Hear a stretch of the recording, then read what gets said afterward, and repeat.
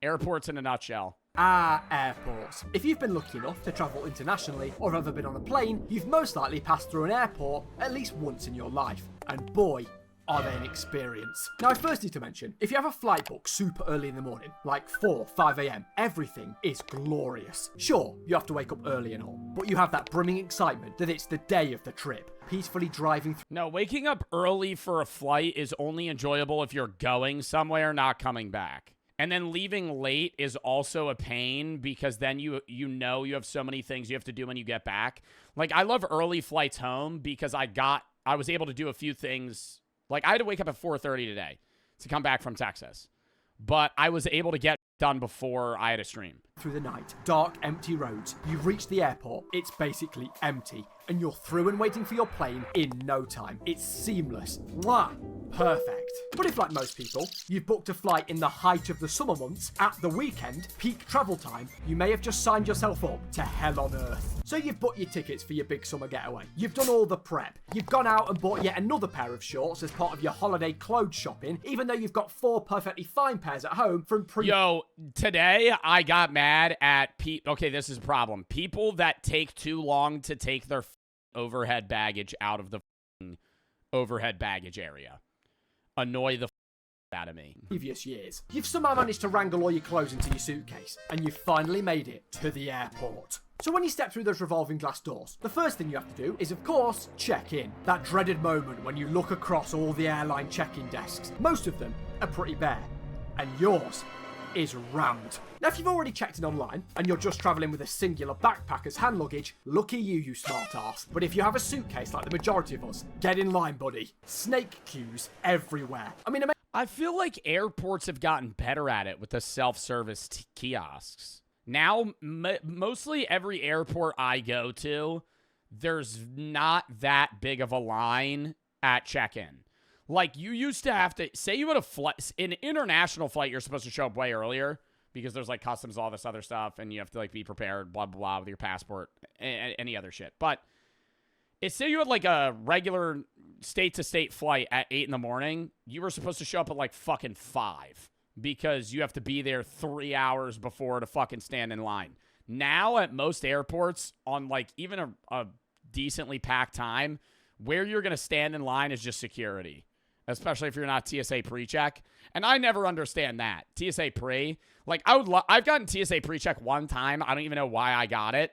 But I never understand how we just trust that some people aren't terrorists. I mentioned these little buggers in the Conventions in a Nutshell video, and quite literally said this: the snake queue. We've all experienced one at some point in our lives. Listen to any airport, it's the classic back and forth queue design. Very space efficient. It's just a part of the experience, stuck behind so many people. Families, elderly people, families of elderly people. But when you do eventually make it to the front of the queue, and you now resemble the pensioners that were in front of you, you hand over your passport, and that moment we all know too well. Where they ask you the very basic question, when you're at security, and you're like, just act normal, just act normal.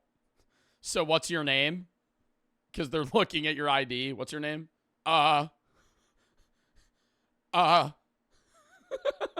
And at that moment, you've just, it's like you just got hit with a fucking, a Men in Black fucking screen wipe. You have no idea. What's your name? Employee behind the desk kind of holds your passport photo up to your face to check the resemblance. Now, what do you do in this scenario? If you're anything like me, your passport photo was taken 7 years ago and frankly looks nothing like you. So I kind of stand there and try and subtly make myself look as much like the photo as possible, changing my expression. I just stand there. I just mean mug it. Like, when we had to leave today, they had to take a picture of my face to match to my, like, ID instead of the guy looking at me. And this is how I took my driver's license photo, and this is how I stare for every legal document. Like, motherfuckers that smile in their license photos. I didn't even know that was allowed for a while. I thought you had to mean mug it. Because I feel like you should just be stone cold. You should, whenever, if it's like to look like you should just be like literally like a mugshot. Just look. Moving my hair around a little bit, like that would make any difference. Well, once you've passed the resemblance test, that was merely the beginning. Next is the suitcase weighing. So different airlines offer different maximum. Yo, you gotta be the people that let you over the limit by like 2 pounds are fucking goats. Brooke's suitcase always weighs too much. I hope she doesn't hear me when I say that. Her suitcase always weighs too much. I'm like, she's like, what airline are we flying? And because some airlines, it's like 40 pounds or 50 pounds. I'll be like, you got to keep it under this. She'll be like, okay. It's always like 53, but they'll let it slide. And I'm like, you're a fucking goat. But then there's that one person that's like, your bag's overweight. Do you want to pay the extra $50 or do you want to take something out? And I'm like, dude. On the conveyor, I feel the hot sweats coming on, like a middle-aged woman going through the menopause. I mean, nobody wants to be that guy whose suitcase is way over the maximum. Yo, I always get scared, though, when there's a drug-sniffing dog, because I'm always like, oh, did I forget to take the weed off of me? Weight, then you're forced to either pay the price of a Boeing 737 to add some extra weight, or humiliate yourself by sitting on the floor and removing items from your case, hoping you've just gone under the max weight. And also, what I've done that so many times. is with those signs on the check-in desk that list the items that you can't have in your suitcase? Now, this would be fine, but they always say no firearms or explosives. What is the point of that? Just a list of the most obvious things to not pack in your... Because people are fucking stupid and don't know. Like when we watched the Talk to a podcast and Haley Welch didn't know that she couldn't bring a box cutter on an airplane. When I was in Wyoming, they actually had guns. Or not guns. They actually had signs everywhere that were like, you can't bring guns on airplanes. Like, actually had to explain to Wyoming citizens that it's illegal to bring a gun on an airplane. Put aside, you stand and watch as your suitcase disappears through that little flap into the abyss as you salute it. And you just have to trust them that it gets on the plane. That suitcase could be heading anywhere for all I know. You ever have a fucking airline lose your baggage? I went to Florida one time and that happened. And they were like, yeah, your bag's in like Nebraska. I don't even know where they said it. It was some state that was like in the Midwest. It might have been like Nevada. I was like, how the fuck did my bag get? They put it on the wrong plane. I don't know how, because they have those fucking barcodes that you scan it, and they put it on the wrong plane. And so I just had my own, I had like my base outfit for like a day and a half. And they had to fly it back, and then like the next night they drove it to the place we were staying. Because then if they lose it, they're required to bring it to you. So you finally conquered the check-in desk, the queues, the passport check, the bag weight. You've got your boarding pass. Don't lose it. But trust me, that is nothing. Because next, the most dreaded part, security. Now, despite the name, as I approach, I am feeling anything but secure. You take one step in the room, guards everywhere. Get your hats and hoodies off. If you got a laptop in your bag, take it out! If you got a hoodie on, take it off! Just 4 a.m. You're like, literally, you're barely awake. They didn't do that in Texas. That's Philly airport. Philly or New York. If I ever fly out of Philly, New York, Newark, anything in the Northeast, if you got a hoodie on, take it off! He just starts screaming like he's a goddamn drill sergeant. Sniffer dogs. And in the Then the grandma that's hard of hearing makes the fucking blunder to ask this man the same question that he's been repeating loudly. Am I allowed to keep my shoes on? Ma'am, how old are you? 64. Take them off! The guards. And unlike you US viewers, it's not every day us English folk see a, how do you say, firearm. I mean, the only time I see these things is in video games. There's even more snake queues, machines making random noises. Before you even get close to the action, it's already pretty intimidating. And if that's not scary enough, security is far from simple. There are so many steps and rules. So when I finally get called up, the first option... Bro, unlace your shoes while you're in line. Basic common courtesy. If you're some dickhead that's going to start unlacing your shoes when you get to the fucking conveyor belt, you just don't understand pre-planning. Obstacle. The trays before the metal detectors. So it's hand luggage in one tray, but electricals have to go separate. Then it's liquids of 100ml in another place, in a plastic bag. Empty your pockets. You just don't bring liquids, dude.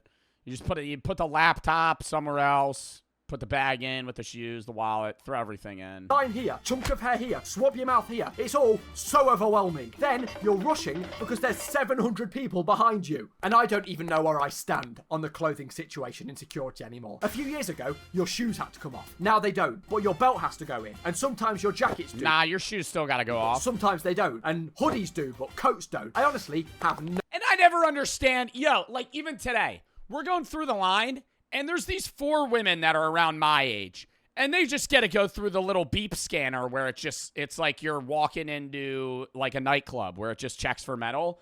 Oh, but me, I have to go fucking spread your legs. And it goes, and then I go and it fucking highlights the areas that are of my body that they gotta fucking pat me down. Like, how do they determine who gets to go through what? No clue. To be honest, I just stripped fully naked to be on the safe side. So as all your prized possessions sail away in tiny grey trays, it's finally time to step up to the metal detectors. All these bad boys are designed to make the strongest willed man break down. I'm not trying to be dramatic here, but it's been a hard fight. Now it just highlights your wiener. Dude, I always think that's hilarious, though.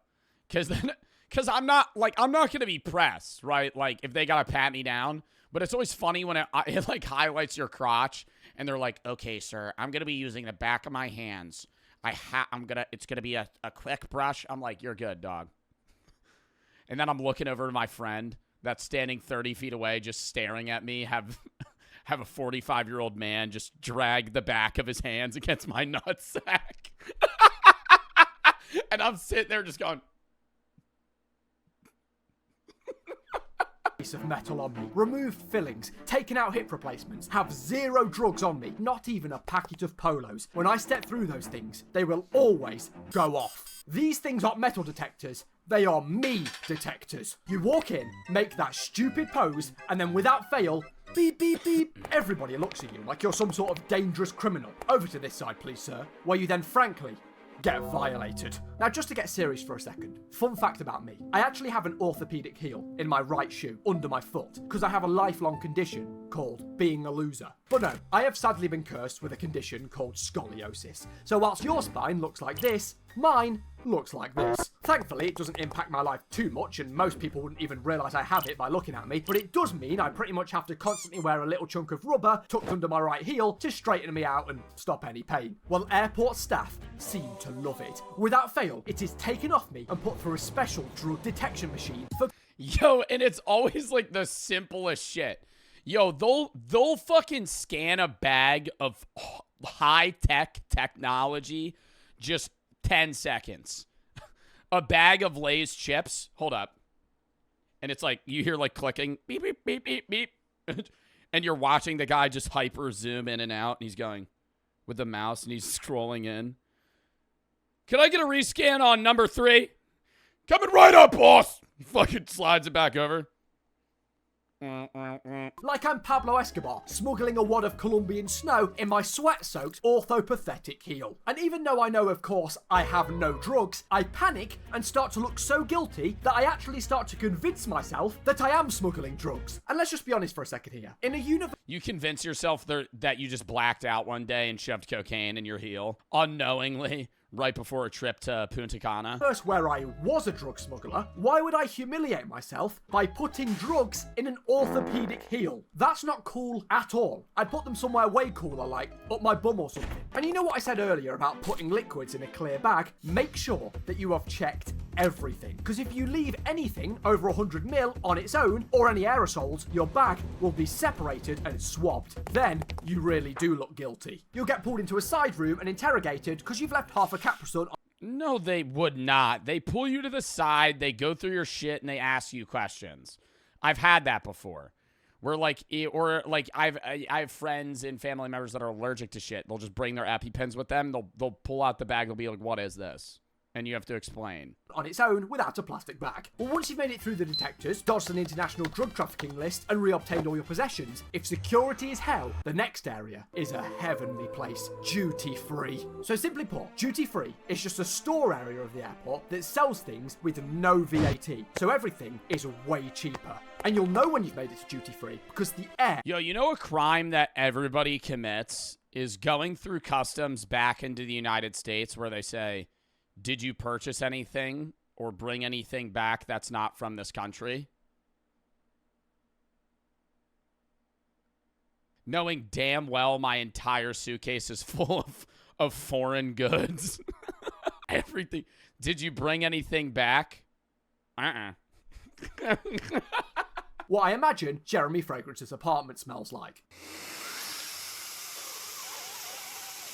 Oh, people don't know that I'm not wearing underwear. Male models' faces What? all over the walls with fragrances you've never even heard of, but who cares, because everything is so cheap.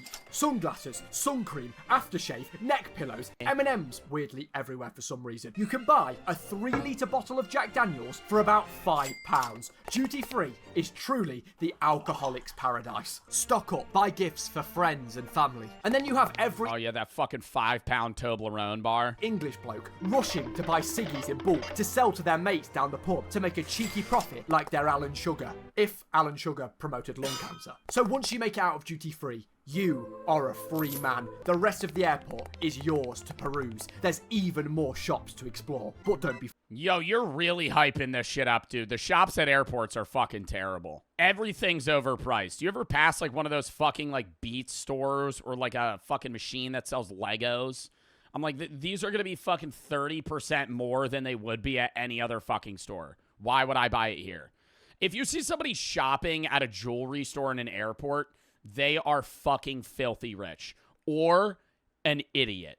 One of the two. Not everywhere in the airport is too. In fact, it's quite the opposite. The obligatory airport Burger King can be double the price, so stay vigilant, travellers. And some of the stores in airports are so weird. I don't know about you guys, but when I pack for a holiday, I already have all my clothes prepared in my suitcase before I come to the airport. I mean, sure, the odd hat or a pair of glasses, but why is there a JD selling a full Nike Tech Fleece tracksuit in the airport? I mean, I know it's England and all, but come on. I'm not just going to whack that baby on whilst I'm walking around the beach in the 30-degree heat in the... Do you buy stuff at airport stores? This is what I do. I get through airport security.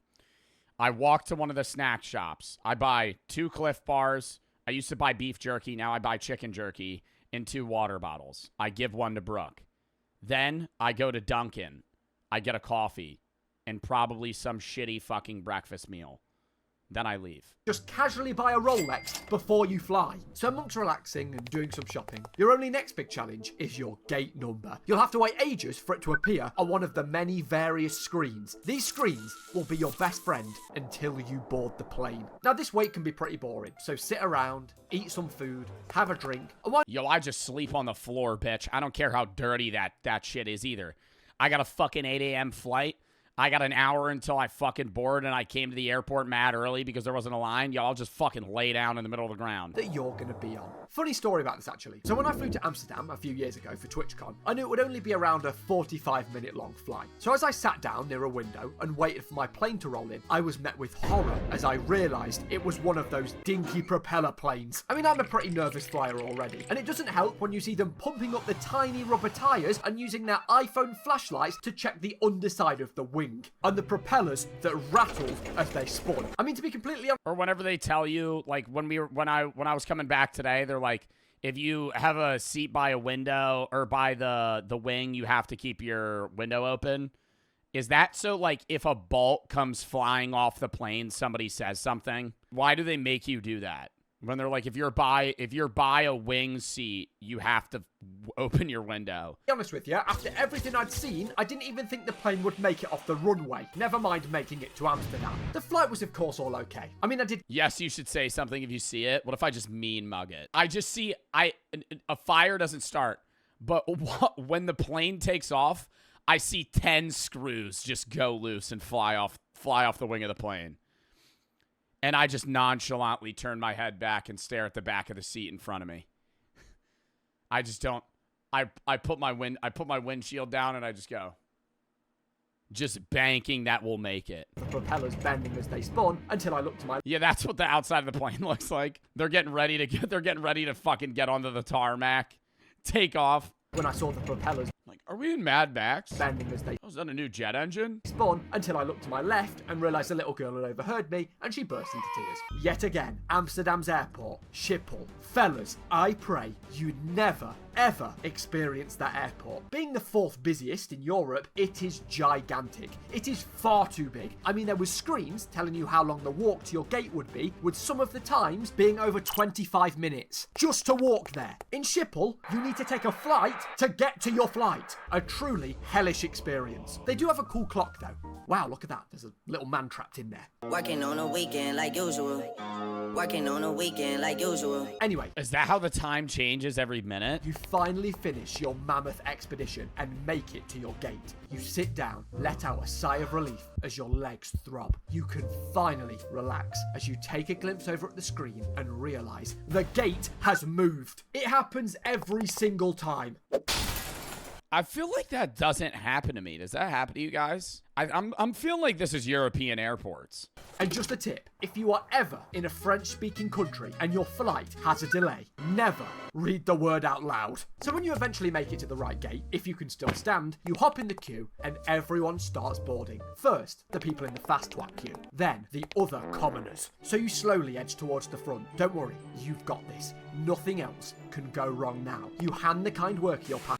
You're just if you're past like zone 6 or group 6, just don't even get on the plane until last call. Like motherfuckers crowding around. Hey, they're boarding group 2. Are you the person to the left of you? Hey, what group are you? They're just like keenly standing there waiting to get in line. Group 10. Oh, so why the fuck are you standing here? Passport. They scan it, hand it back to you, give you a big smile, and they say I hate that shit where it's like, now boarding first class. Now boarding our diamond members. Everybody, we are now going to be boarding groups 1, Sapphire, and Emerald. Now we're boarding group 2, Ruby, and Gold. Okay, now we have Gold 3 in the Villager class. Group 4, and we're going to let in our silver members. Like, what the fuck? You relive the moment as you walk down the air bridge. But who cares? Congratulations, you've conquered the airport. Go forth, young Padawan. Get on your plane, sit down, and revel in the experience of 3 screaming babies, someone ripping a fart, no leg room, uncomfy chairs, and mediocre food for 4 hours. And isn't it funny that there's no Wi-Fi on board, but the card reader... Yo, I love farting on airplanes, dude. I love farting on airplanes. Because, yo, even if they think it's you, they ain't gonna say shit. Small tube of Pringles works just fine. But remember, you may have made it through one airport, but there is always a second on the other side. It's like the airport you came from in your home country, but on hard difficulty. It's usually much hotter, and you don't understand a word anyone... I found poop in the sink at an airport. Wow. Dude, that must have been a fucking 007 operation to get that down without anybody fucking coming through. Case comes out before yours, and even though you paid extra for your case to go on first, all that means is that on the other end, it comes out last. But eventually, you see it. Your suitcase. It's emerged from the darkness. It's survived the abyss. It slowly moves ever closer to you. You reach out your hand. You are a free man. Go and enjoy your vacation. You deserve it. Then you look at your watch and realize it's 10 minutes until your flight home because a week has passed whilst you're waiting for your case. Sure, airports are a pain. They're hectic. They're stressful. They're tiresome. But you know what? Sometimes they're nostalgic. The airport can be the host of that energetic pre-vacation excitement, knowing you're traveling to a new and exciting place that you've never been. And I always recommend traveling with friends. It makes it all so much more fun. Sometimes the travel there can be just as enjoyable. Airports are a bit of a challenge, but once you're living it up in the sun, climbing a mountain, or seeing the wonders of the world, it makes it all worth it. Except for Schiphol. And with all of that said... Wait! Dave, what are you doing here? This is kind of, my line. Mate, did you not watch the last video? I'm doing ad reads from now on. You've missed a lot. Oh, is this an ad? I'm so sorry. I'm skipping this, Giuseppe. I love your videos. I really enjoyed that, even though I just kind of went on an off-topic rant about peeing for 20 minutes.